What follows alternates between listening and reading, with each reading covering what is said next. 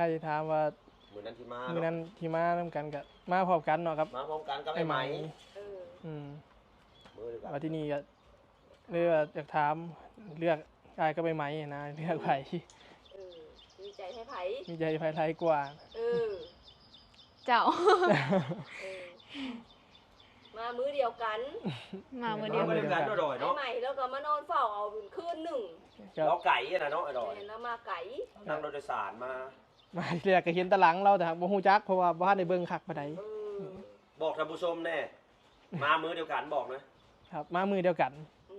มาแค่เห็นเราอยู่มาคุยกับสาวน้องบริตีได้ข่ากันคำตอบก็คือว่าน้องเพบอกว่าเดี๋ยวบอกอีกทีนึงรู้อยากกินได้กินใจไผ่กว่าไอ้ดอยบ่มีให้ไอ้ใหม่เลยสักนิดเลยบ่ไอ้ไม้เราแบบบ่ตื่นว่ายังไอ้ดอยเราเป็นตื่นเราตื่นเก่งขนาดเราโทรหาทุกมื้อ